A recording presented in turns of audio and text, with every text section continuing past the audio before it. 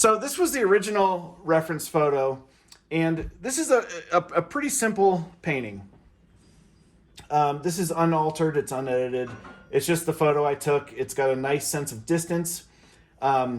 It's got three major shapes. We've got a background shape, which is the sky, our foreground shape here, which is the ground, and then this sort of middle ground shape through here. Now, this does get really complex with these sort of distant mountains going back there. I will never, ever do that, though, because it's going to look like every shitty watercolor painting from the 1980s that has the distant mountains. So what I've done is edited it in Photoshop, and I've made three versions. Here we go. So this is going to be the, sort of basically level one. All right, this will be a very basic three-wash painting where we've got just the background, the foreground, and then this sort of middle shape connecting the two, okay? So as you go through, and if you think that's going to be too simple for you, then there's sort of a level 2 version of that. And it's basically, I've just gotten rid of some of those other background mountains and softened that distance. So this is still a 3-wash painting, but there's a stutter step to get this mountain range back here. So it's almost like a 1.5 wash. So it's like 1, 1.5, 2, and then 3, okay? So it's still a 3-wash painting, but there's something else to consider in there. So if you are having a problem achieving that, take a step back and just concentrate on doing the one without the mountains, okay? And the third one is, you know, if you're feeling a little more advanced or you're saucy, or, you know, there's some different levels of people working in here and people I've worked with before. So this has been, I've edited in a really nice kind of cool cloud kind of scenario here. And time willing, I was going to do the simple version and then the more complex version. We'll see how the time goes. Oh my God. Sorry, there's, I can't tell you. I just got really distracted outside of my window. So this building that I'm in, it's all artists, and there's a couple tattooers, and there's some estheticians and all kinds of massage people and all kinds of stuff. And this one studio upstairs, they've decided they like my storefront the best to take their photos in front of. And it's a little risque out there right now, so sorry. I gotta keep my blinders on. All right. So anyway, that's the level 3. So this is a much more complex thing. If you have an understanding of edges and how to create edges in watercolor, we will be talking about that later. But if you've already sort of gotten a handle on, you know, timing things and edges and stuff,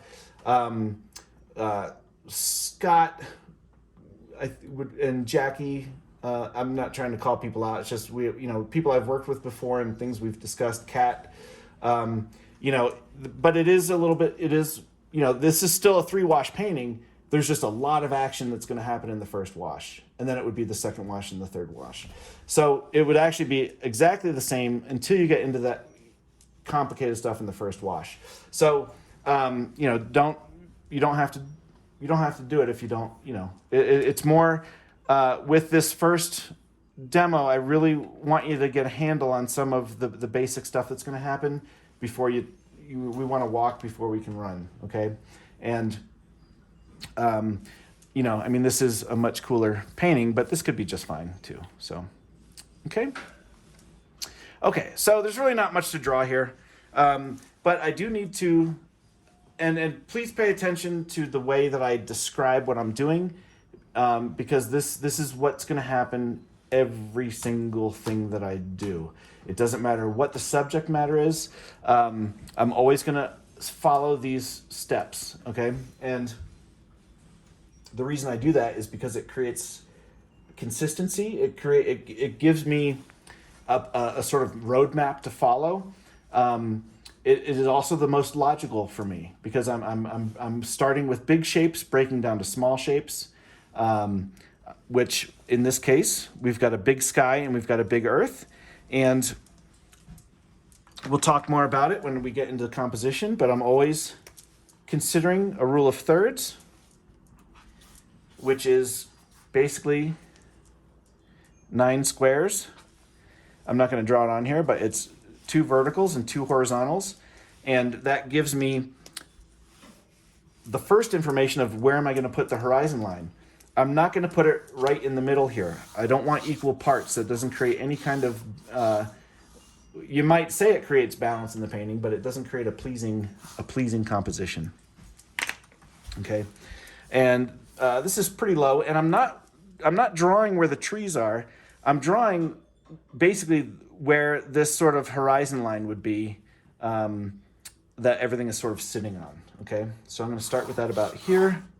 Simple line. It doesn't have to be perfectly straight. I just have to have it on there enough to know where it is. Okay, so I've got 1 shape, 2 shape. The next thing to worry about is this sort of 3rd shape, which this is all 1 shape. Think of it as an abstract puzzle piece that's connecting up into the sky and then connecting down into the ground. One short question, because this is probably one of the very basic you're talking about. When you pop in the horizon line, you said below the horizon line is always what you consider foreground? Yes. Okay.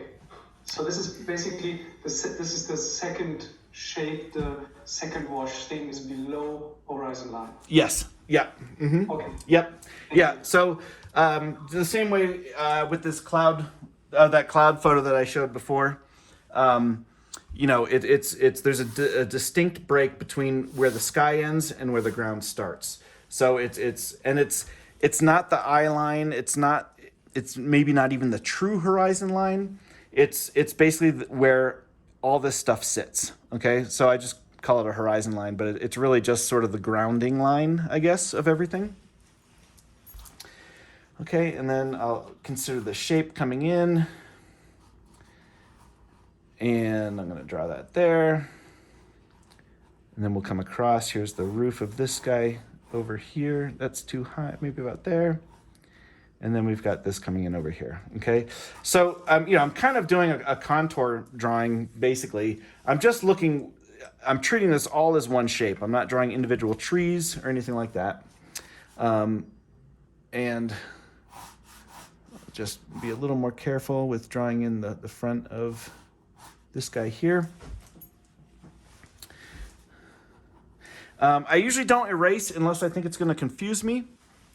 And I don't want my roof line. I need to make sure I keep a nice clean roof line there. And then this is sort of the bottom here. This is a very low, a low thing here. Actually, I like this vertical here. There's a vertical, like a telephone pole or something, but that really lines up perfectly for where my 3rd is. This is my center of interest. Okay, so I'm always gonna put my center of interest on one of these intersecting points. So if I have a high horizon line, then maybe my center of interest is over here where these 2 intersect, or over here. If it's a lower horizon line, I'm going to be somewhere in the range of where those lines intersect in a rule of thirds.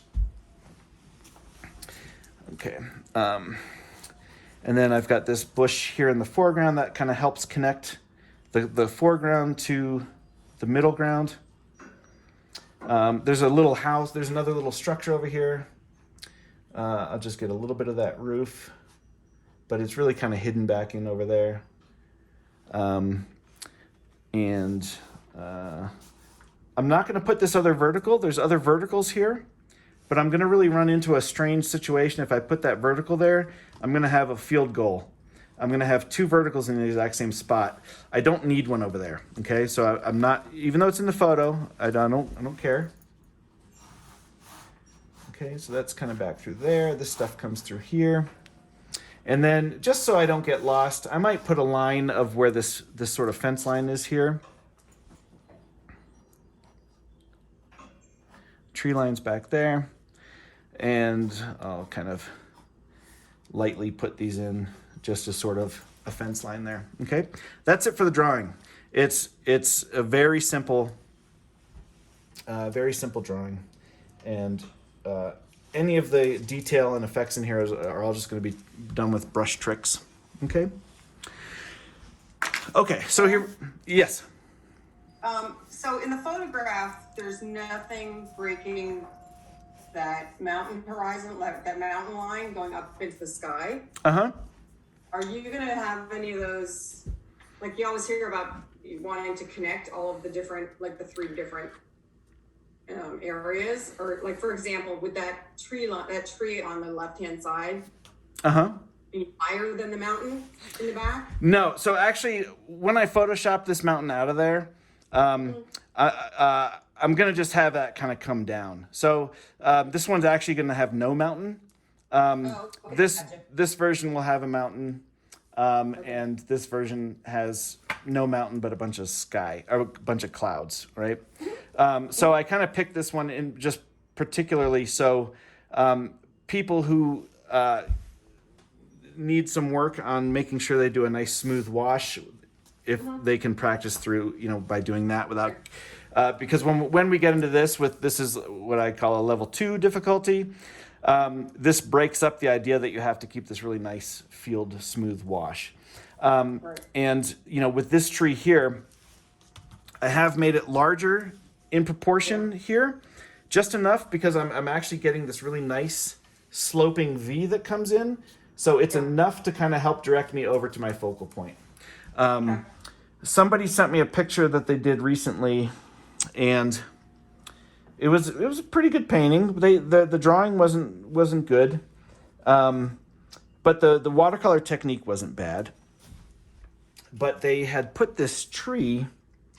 Where I want to put my pencil down. Okay, here it is. They had, so if this is, even if it's sort of a low stable kind of building here, it's not a ranch house. It's just kind of like a little stable. They had put a tree that was literally out of the page, and I'm like, that's got to be like a 600-year-old tree, right? So so I do want a connection, and this will be enough. Maybe I'll bring just another little piece of tree over here just to kind of pop up there a little bit more. But I really want to be considerate of I'm always judging, I'm always gauging things. So I'm looking at the width of this compared to like how small this other little hut here is, like a little shack. I want to be really considerate about how tall this is compared to how tall this is and how tall this is. So it's this constant sort of measuring and judging. I'm making sure that this shape isn't the same width as this shape, and that this shape isn't the same width as that shape. So, and by using my fingers there, I do it visually, but it's helping me. That's my, when I'm designing, even though this is a fine composition, that's where that extra bit of attention comes in and this is a great way to do it. Just use your hand. And my foreground is here.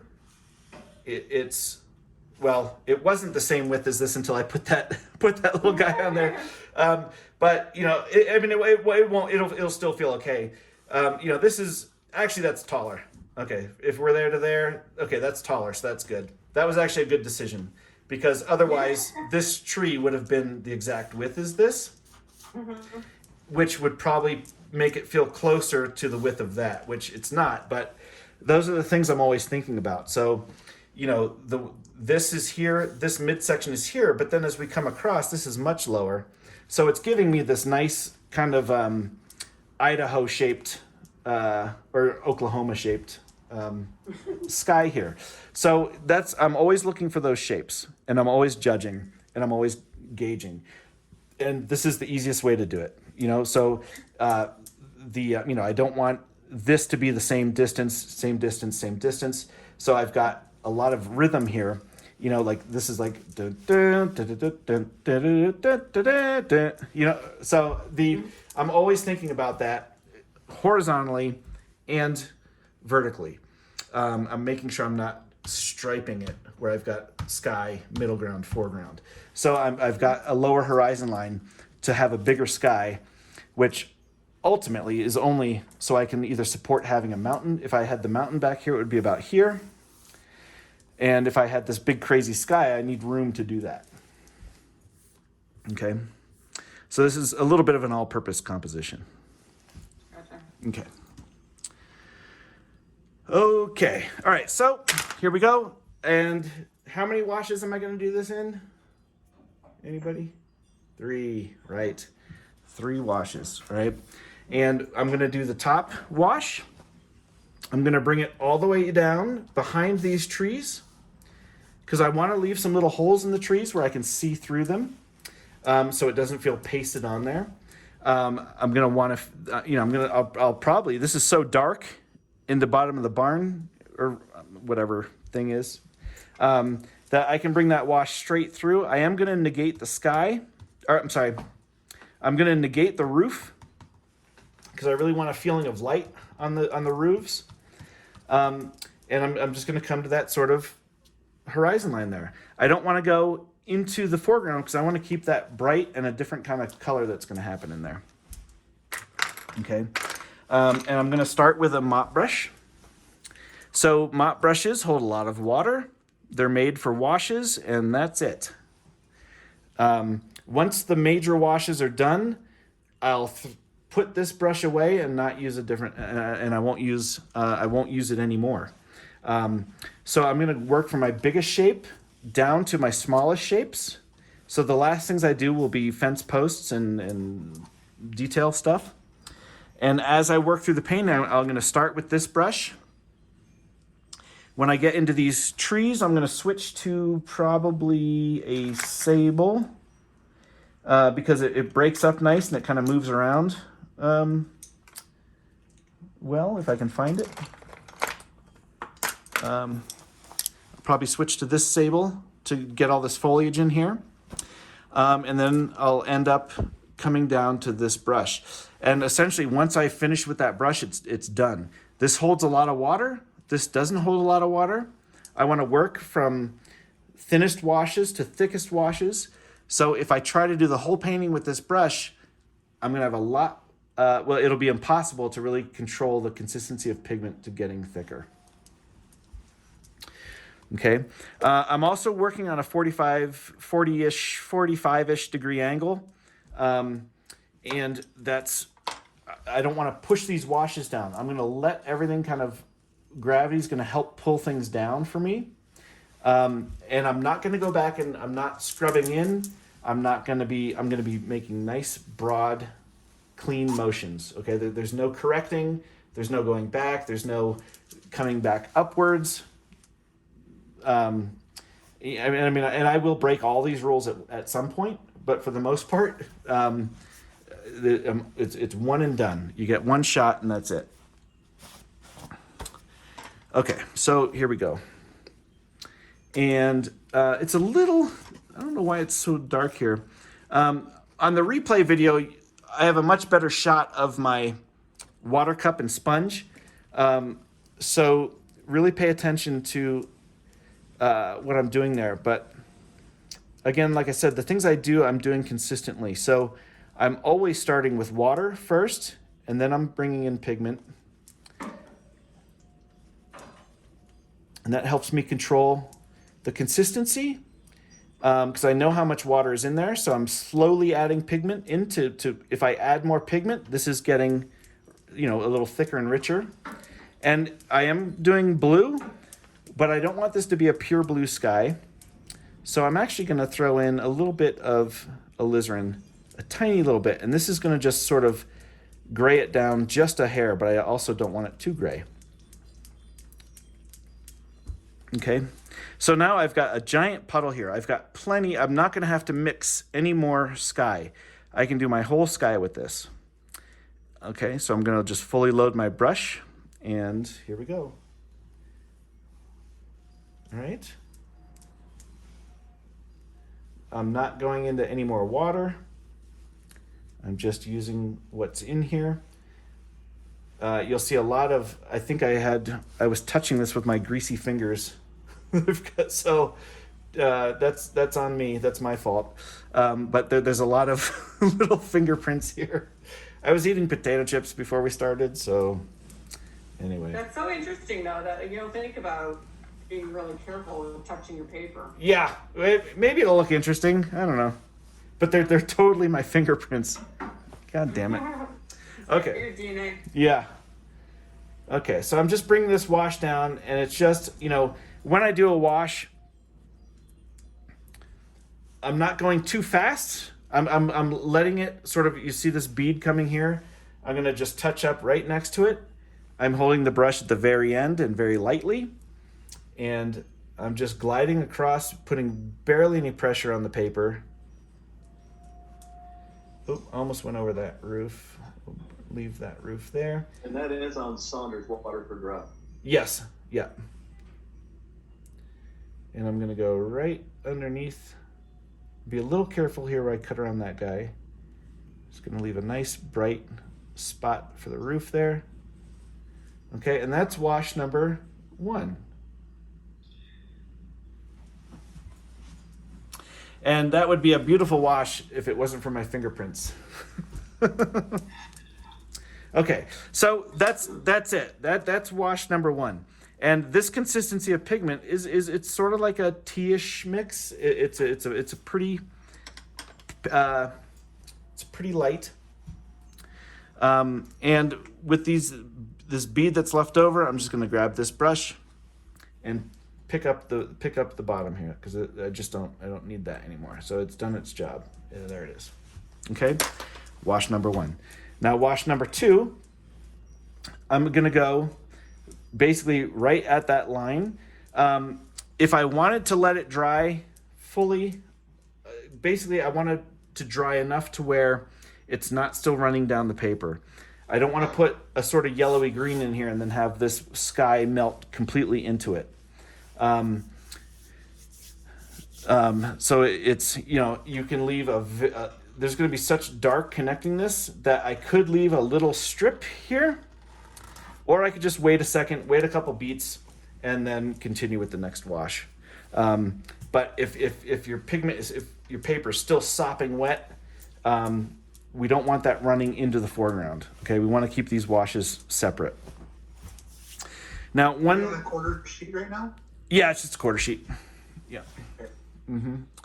And this is the flat wash. There's no the value of the sky is not. There's no difference in the value of the sky, right? No, it's just a flat wash, except for my fingerprints. Yeah. Right.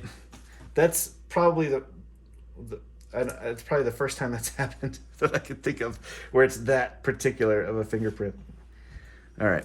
Okay. So now the next rule of thumb for when I'm going to mix this next wash is I want this foreground to be about 2/3 darker than the background. And that's really going to give me this separation. It's going to instantly give me some depth, the same way you see it in this picture here. This tone is darker than that tone, okay? And I'm not going to do that with color. I'm going to do that with consistency of pigment. So I'm going to, again, this is a smaller area, so I'm going to add some water in here, but maybe just like 3 brushfuls.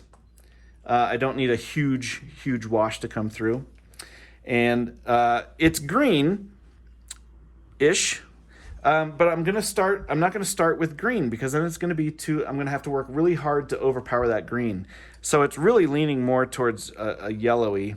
So I'm going to start with some yellow ochre and some burnt sienna. And this is too thin, right? I mean, I can tell because I'm watching it move around. So as I move around in the palette, I want to really pay attention to the consistency of it. It can't be too thick, but it can't be the same consistency as the sky. I won't be able to build any dimension. So I'm going to build dimension by making this pigment slightly thicker. And I'll hit my sponge to take off some of that excess water in the brush. And I'll grab you can see I'm barely touching into this cobalt turquoise, and I'm going to slightly tint this. I'm going to just keep adding until I slightly tint it to the green that I want, and that'll work there. And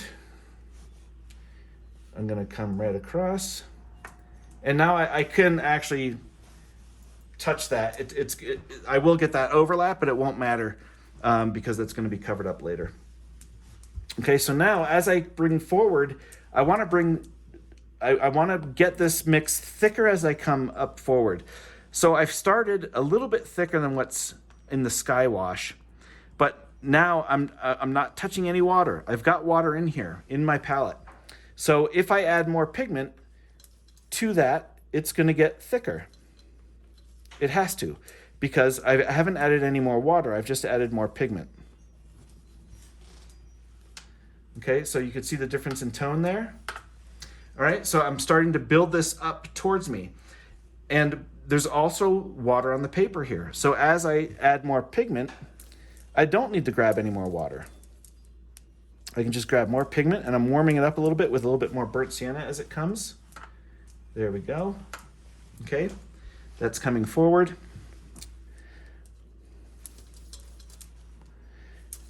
And now I think I'll put just a little bit more green as it comes forward. And I'm not getting into any tricks of texture here yet or anything. This is basically just a straight forward kind of scenario.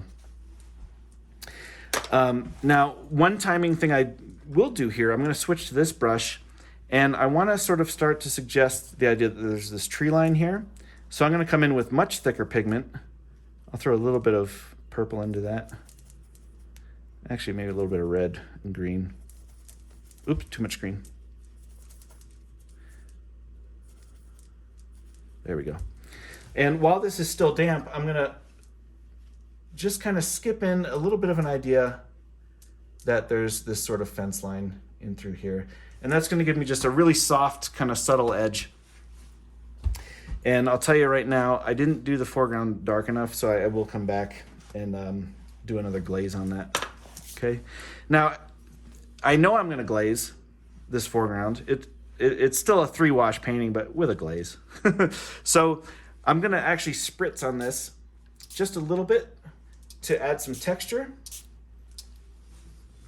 And those little light bits will come through the next wash. Where'd you get that little spritzy thing? Oh, this one is from. I'm gonna do a little bit of splatter too, just to give some bigger holes. Okay, that's it.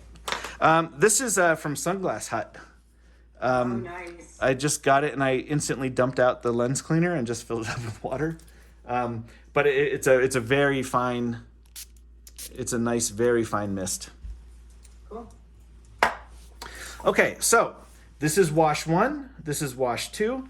The same way I showed you in that cloud painting before. That's always the first step. I've considered where my lightest lights are. If I look at this photo, these rooftops are by far the lightest thing because they're angled up. They're reflecting the sun up, okay? So I may make them pinkish, but I'm going to just leave them white for now. And if I look on the side here, I'm going to pull the tape up. And against the white paper, I can see that this is definitely a darker tone than what's happening here, so I'm in good shape. All right. But that's not something I'll do. I'll just know. Now, this tone of the sky has set the tone. See what I did there? Has set the tone for the foreground. So I don't need to do a tonal study, right? Especially with something as simple as this. But if this is a light tone, and in the photo, that's a light tone. If I make this tone darker, it's going to be darker. But I only want to go dark enough, right? So a lot of times on the foreground, I will err on the side of being a little too light, because if you make this foreground too dark, then when you come into the trees, those are going to have to be almost black to then set off from the foreground. So if we think of things as, the sun is up here, the light is coming from the sky. The ground is flat. It's reflecting the light up. The trees are standing up, so they're not getting light. They're getting light on the top, but not on the front here. So that's how I'm judging those tones. This is the lightest because that's where the sky comes from, or the light comes from. The ground is flat. It's reflecting light up. The trees are standing upright, so it's not reflecting light. It's getting light on the tops of the boughs and things, but essentially it's not reflecting light up. It's blocking the light. Okay. So if I did the sky too dark, the trees are going to get too dark. If I did the sky too light, then my foreground's going to be too light and my trees will be too light. And actually that can be pretty nice because you can just end up with something that has a much softer quality. So like with this, when I did that cloud demo, this is really in person it looks a lot better, but it's really light filled, and it's a pretty high key painting. So the contrast, it's sort of a lower contrast but in light, so it's not heavily shadowed. So my darks don't have to get too dark because this isn't too dark and this isn't too dark. So I can stick with a softer kind of shadow effect there, like a kind of like a reflected light shadow. So it doesn't get too graphic. It can stay pretty. It's a very quiet painting.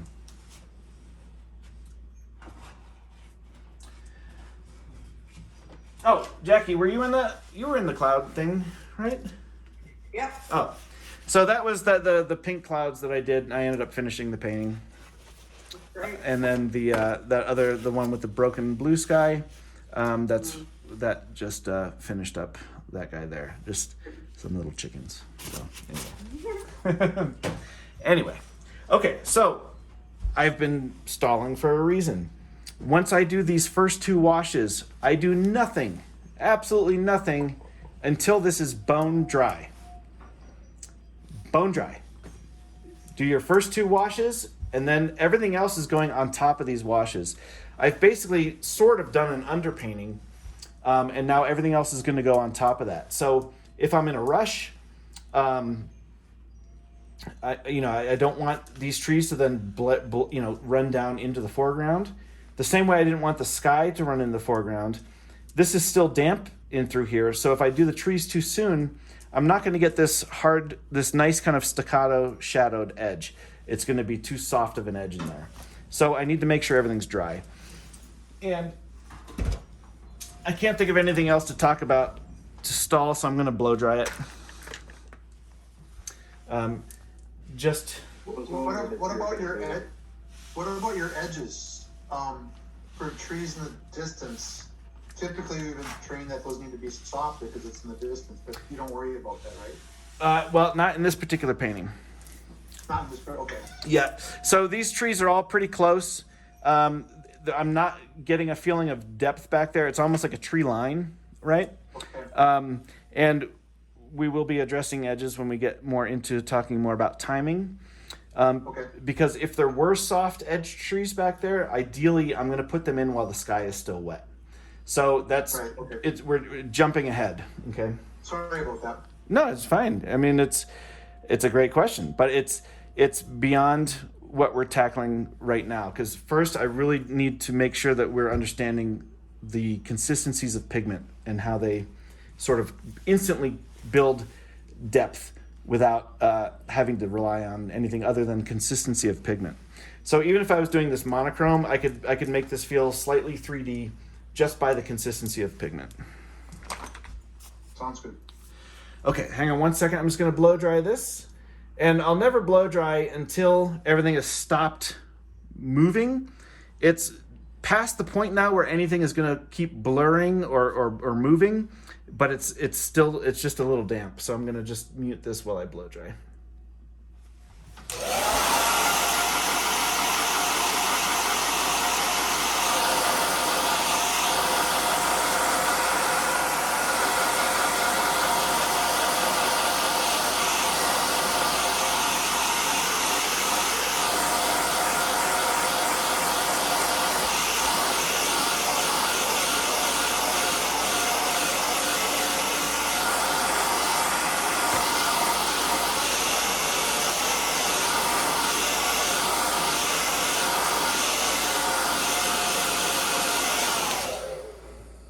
Okay. Okie doke. All right, so now, and a lot of times I like to pretend I'm a barista when I'm making these washes. And I'm sorry if you've heard this joke before. But if this is sort of a tea consistency, I've served tea. I no longer have tea to serve. So I can't make a cup of tea. So the next customer comes in, can I have a tea? Nope, I already served tea. I served tea in the sky. So ground customer comes in and says, can I have tea? And I say, no, but I'll make you some coffee. So this is slightly thicker than tea. It's coffee, and it kind of comes down to a slightly milky consistency. So once I've served those things, I can't really serve them anymore.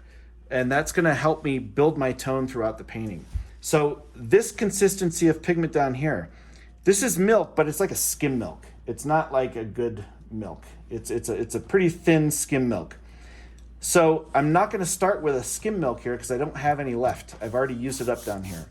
The next thing I'm going to move into is a more kind of regular milk, like maybe a 2% milk. So as I'm mixing the color for the trees, I'm thinking about that consistency. I'm thinking it has to be thicker than this, it has to be thicker than this, and that's going to instantly give me the correct tone in relationship to the tones I already have on here, okay? And again, I'll start with water. And with the colors that I have in here already, so I used blue with a little bit of alizarin. Down here I used yellow ochre, burnt sienna, and cobalt turquoise. So I'm not going to then try to mix a green out of something else. I'm going to start with the colors I've already used. So I'm going to use yellow as a base. I'll bring in a little burnt sienna for that little bit of redness, and then I'll grab some green. Because it's not green, it's gray. It's a grayish green. It's not. I don't want to think of it as green. I want to think of it as a cool greenish gray. And actually, I'm going to throw a little bit of red in there. A little more green. And then if we think about the Incredible Hulk, the comic version, not the Mark Ruffalo. What's opposite green on the color wheel is red. I've already got that. But if I look at the sort of tertiary from there, I'm sort of over in violet. So if I want to neutralize this a little bit more, I'm going to throw just a little bit of purple in there. And that's going to just sort of give me a little bit more oomph, a little bit more darkness, and it's going to sort of take me out of green. It's not viridian. It's just sort of a greenish-y green. All right, so now as I mix this, I want to mix enough to get all the way across because I'm not doing a tree here and a tree here and a tree here and a tree here. I need to think about this whole shape, all right? So I don't have enough in here. So I'm going to add more water because that's going to give me the volume, right? So if I add more water, I know there's more stuff in here, but now it's too thin. So I'm going to have to go back to my mix and add more pigment to that to bring it back to the consistency that I just had that I liked. I liked that consistency, but I didn't have enough of it. So now I've got a much bigger quantity of that stuff. I threw a little bit of red in there, threw a little bit of purple in there. There we go. All right, so now I'm pretty sure I've probably got what I want. This is a much thicker consistency than what's up down here, so I should be in good shape. And I'll do a little test over there. Ooh, that's too, well, maybe just a little bit more.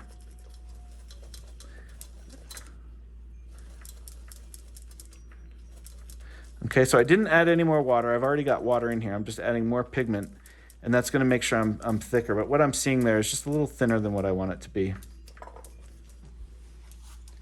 Okay, there we go. That's nice. And as I make these tree shapes, I'm not drawing trees. I'm not drawing branches. I'm using the brush as a tool. I'm pushing it. I'm pulling it, sliding it, and I'm creating a sort of abstract pattern. As I get up higher, I want to leave some gaps, some holes in the tree that kind of show that the tree's breaking up as it goes up there. Grab some more pigment, and I'll come up. Is that your stable, Dan? Yeah, it's just a sable, and it it's got a nice it breaks up nicely, so it really gives me those fun kind of edges, kind of nice broken edges, and I'll come up through here. I've got some here, and if I need to be a little more careful when I cut around this roof, I'll switch to a sharper synthetic brush so I can really cut in a nice sharp edge there. And I'm working across pretty quickly because I need this to stay wet. I need this whole shape to stay alive and active. Bring some dry brush through. There we go. Now,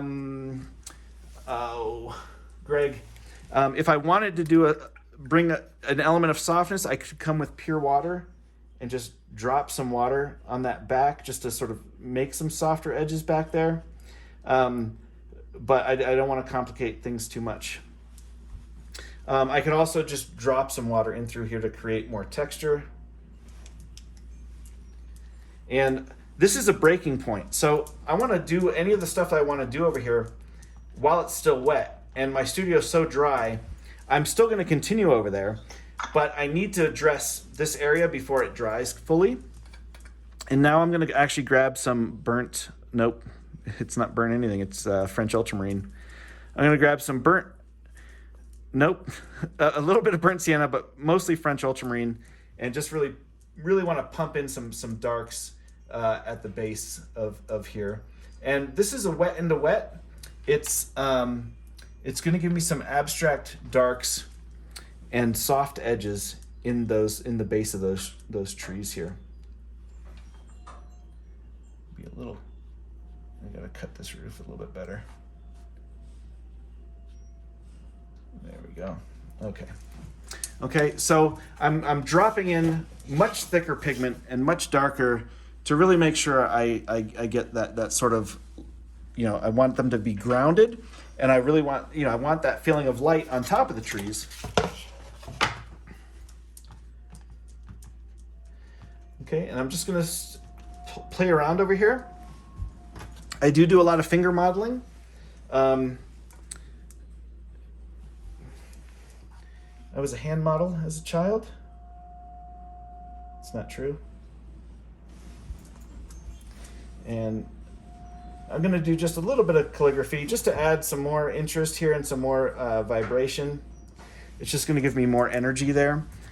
So I'm just doing some very light calligraphy with the same pigment as there while it's still wet, so it connects in. But that'll just give me a little bit more interest. Okay, I'm done over there, so now I'm going to move over. I've still got the exact same mix here. So I'll repeat what I did over there, over here. And again, I'm using the brush as a tool. So I've done beautiful washes.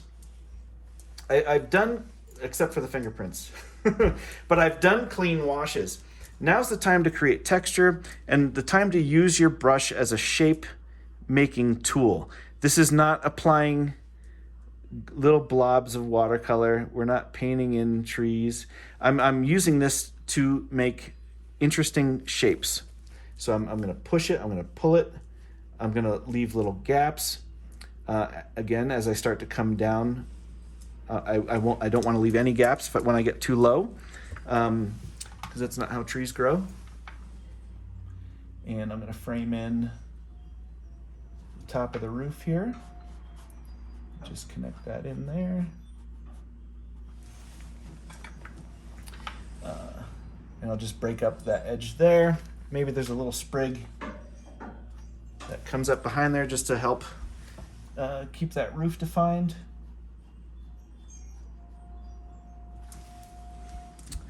And this is, this is a smaller shape, so I don't have to work quite as fast. So here I'm just taking a little bit of water on the tip of the brush and just dropping it in there and letting it run to create some light spots.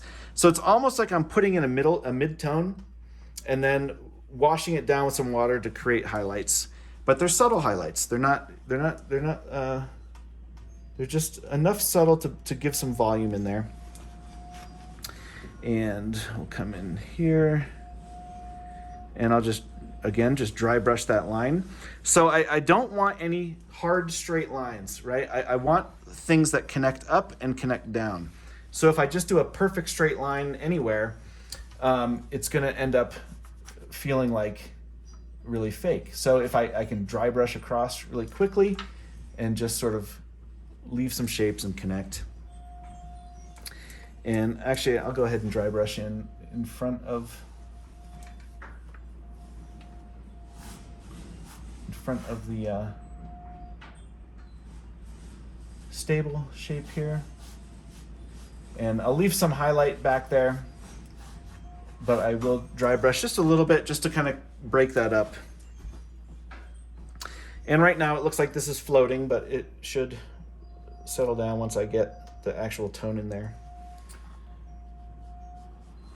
Okay, so before that's dry, again, I need to come in with some of this stuff, which I have left over here, and I can just drop in some of those darks. Just break up that shape a little bit. Maybe there's some little things connecting down there. Okay, so now I'm at the point where I can relax. So once I get through that first wash, I can breathe a little bit. But I might as well not breathe until I get that foreground in, because I'm going to have to wait for that to dry anyway. So I'll basically work pretty quickly to establish that underpainting of the background sky and the foreground. Then I can relax and breathe. While that dries, I'm really planning out the next step. How am I going to get through this? Okay. One thing I forgot about here is this other bush that's closer. I can actually do that now. And I'm going to put that in about here. And I should have done this a few minutes ago. But usually if I do that, and then I can kind of push on the top of this, and that might give me just enough of a highlight to pop that just slightly in front. I can also do the water trick. It's easier if I had done this when that was still wet back there. But if I just drop some water in here, I might be able to create just enough of a highlight to where it feels like it's in front. You know, it's sort of just popped out in front of there. And then I'll go back to this blue and French ultramarine and burnt sienna. And I'm a little bit more on the burnt sienna side now. It's still those same two colors. I was a little more blue here. I'm a little more brown now. And I'll bring that dark up into here to create the kind of shadow underneath. Okay, so now that's really starting to kind of pop forward just enough. It's still connected in there, right? So I don't want it to, it still has to be connected to this background. And if I waited too long because I was talking. So I'm gonna use my fingernail and just pop out just a couple little spots, and that'll give me just a little bit more of the idea that it's in front there. You see that? Okay. And then while this is wet, I'll go to a little bit more. I'm gonna throw just a little bit of green into that mix that I did here, and I'll put in just the little idea of a shadow here, and maybe just a little more calligraphy of some little branches coming off. Okay. All right. Okay, so shape number 1, shape number 2. This is all shape number 3. It just so happens that these barns are slightly negated. Okay. Now, the roof is going to stay nice and bright, so I've left that white paper. If I had left the shadowed side paper, I'm going to have a much harder time connecting that into that shadow shape, all right? So since I already have a little bit of a tone there, I can actually make this dark without having to get too thick and cakey, and I'll still be able to get a nice dark that's translucent because I've already got this sort of base color underneath there. But shape number 1, shape number 2, shape number 3, all right? This shape is bigger than this shape. This shape is bigger than these little shapes. So I'm whittling my way down. And now I'm onto this brush. All right. This was shape 1 and 2. Shape number 3. Because this holds less water, I used this to drop in the really dark pigment for the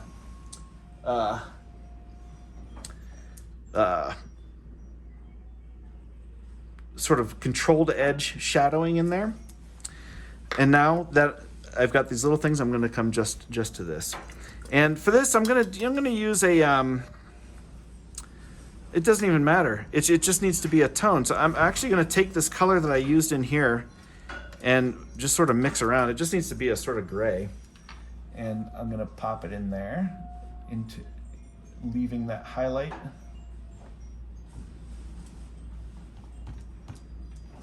Okay, so that'll be enough to establish that back there. And it's wet, but it looks dark on camera, but it's not that dark in person. And I'll use that same thing as a base for under here. And this is going to need to get darker. So I'm actually going to bring a little bit of warmth in there. I'm going to come over to this other pile and add a little bit more burnt sienna. And I'm going to put it in the top and just sort of drop it in and let it kind of run down there. And it may help it along just a little bit. Okay, so that's all sinking in there. And I'm gonna come with a little bit of red. I'm gonna come to a clean, a spot that doesn't have water in it. I'm just gonna make a really nice thick mix of this red and green. Again, it's sort of like a weird brownish purple. And I'm gonna put a little bit of a secondary shadow on the eave of this guy. I'll put that side in darker shadow. And I'm gonna use that while this is still damp and put a little bit of a heavier shadow under the overhang of that roof.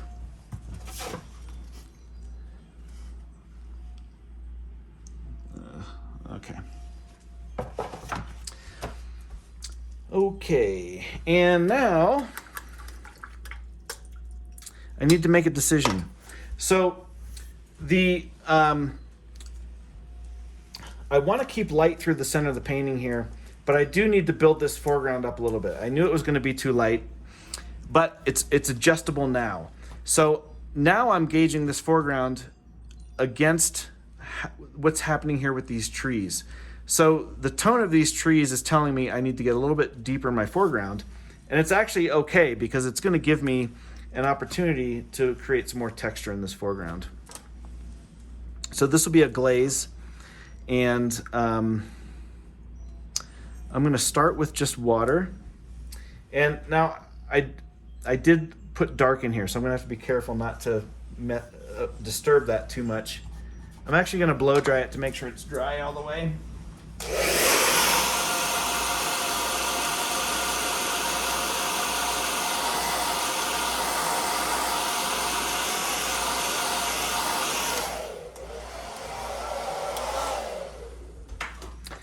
Okay, so I'm going to go back to the mop brush because I just want a nice path of water. I'm going to put clean water first. That's going to give me a soft edge to blend into. So I'll just come through here with water once, just a nice little path. And then I'm just going to grab all this crap, right? All this crap here, everything that's left. And I'm going to come through. I'm going to go right up into that water and let that push itself down. But I'm not covering it completely. I'm leaving some of that underneath stuff to skip through. I'm going to go above that water, and again, I'll dry brush in a little bit of a path or a little bit of a texture that comes through there. So I really want to make sure I don't kill this light that's up here. And again, I can come back with water, and these are just texture tricks. But now I'm going to just drop clean water on the top here and let that push down into what I put there. And that's going to kind of just give me more texture. This is, again, just water. And I'm going to let that run and push. And it's going to give me sort of a long grass kind of effect. And it'll just give me some... This is where, you know, we're actually messing things up here. And you know, this is something I do all the time, but, you know, that's what makes it more interesting. You know, if you can nail that wash in the first one, you're better off. But again, perfect paintings are not interesting. So, you know, the more we learn how to do these sort of mistakes. So, you know, these are blooms and this is water running. These are things we don't normally want. This is going to be the best part of the painting, is this interesting stuff that's going to happen down here. And if I want, I could, while that's wet, I'll come in with something much darker. And I can add some soft, I think over here to lead me over that way. Just a couple soft little darks. And this is not much on the brush. I've got it mixed here and I've picked it up just on the tip and then I'm hitting it. So again, you overdo this, it looks cheesy and kitsch. Just enough, adds just enough of some added interest. And actually I might just drop a little bit where I think I'm going to put these fence posts, and that'll give me just a little bit of a softer shadow into that damp paper. But it's thicker pigment, okay? If I use the same consistency of pigment, it'll just run down the way this water did. So I'm using slightly thicker pigment, so it just barely changes the sort of tone that's happening there. It's not super dark, and it's not going to look stuck on there, okay? Okay, now what's left? Just a couple of these little sticks. But I have to wait until those are dry because those have to be sitting on top of everything that's there. So this will be another spot where I can blow dry. Again, this has reached a point where it's wet, but it's not going anywhere. Like even if I move it, I can feel it's wet, but it's past the point where it's going to just grow on its own and sort of mix and mingle. So the only time I'll blow dry in the studio is at that point after things have stopped moving. If there's still the idea that pigment is going to be alive and moving in there, I'll just wait and let it do its thing. But if it's at a point where it's done, then I'll blow dry it just to save time, especially for this kind of situation. So again, I'm going to mute for a second.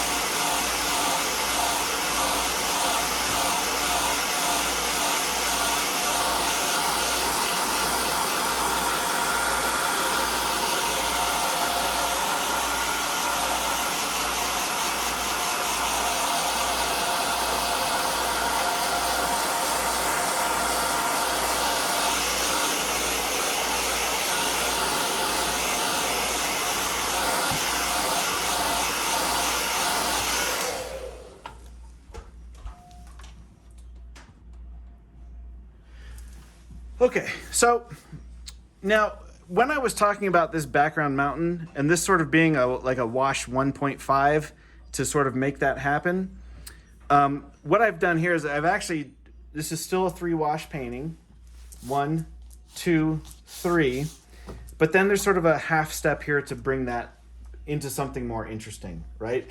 So as things become more complex or simple things become more complex, it's still rooted in the idea of 1, 2, 3. This needed to be a little deeper, so this isn't a full wash. It's like a 0.5 glaze, right? But it's added a lot more depth and it's made it more interesting in this foreground, which becomes more inviting to lead you into the painting. Okay, so the last thing now is I'm gonna put a couple fence posts, and this will be the thickest pigment that I'm gonna use. And I'll use almost pure pigment of burnt sienna and French ultramarine again, just because it's a nice dark. I could also do this with the green and red mix. This makes a really nice opaque kind of mix because I really need to make sure these sticks stand in front of everything. And I'm not sure which one of these I'll use, it doesn't matter. But anyway, so I'm mixing it. I'm hitting my sponge to take off the excess pigment, and then I'm picking up just a little bit. And let's see here. I'm gonna just kind of dry brush these in. They're not perfect. They just need to be enough there to say there's some kind of stick here, fence post.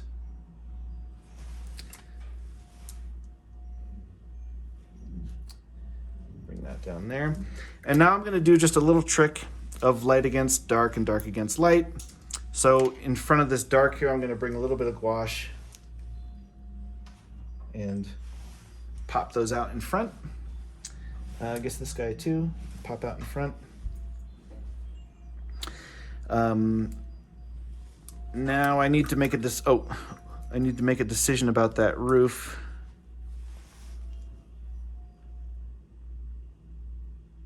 Just enough back there. Very graceful, just a really little, I'm basically dry brushing, just a very thin, little wispy kind of thing. I don't want these to feel too thick. I don't want them to be too anything. And actually I'm gonna break up the front of this with just a couple little, put some fence posts, a secondary row kind of back behind there. There we go. And I'm gonna just glaze in a really light burnt sienna. This is really thin.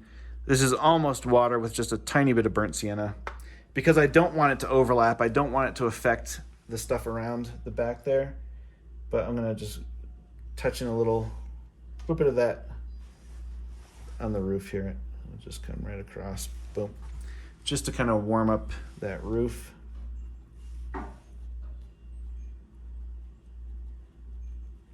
And I'll just blend that in and around.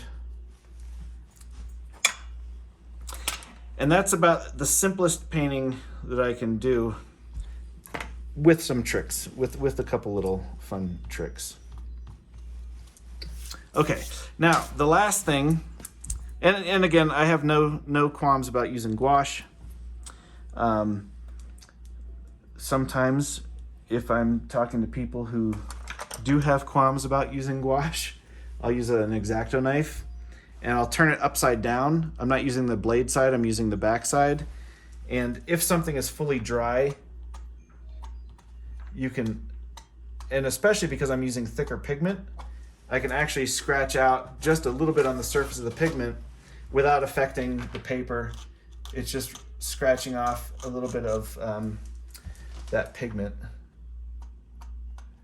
But I really prefer to use gouache. But I've got a little bit of a weird thing here. I'm gonna put just a little bit of a glint on the eave of this guy back here, over here. I'm gonna break that up a little bit, just to add, again, some more vibration. Put a little thing there, little thing there.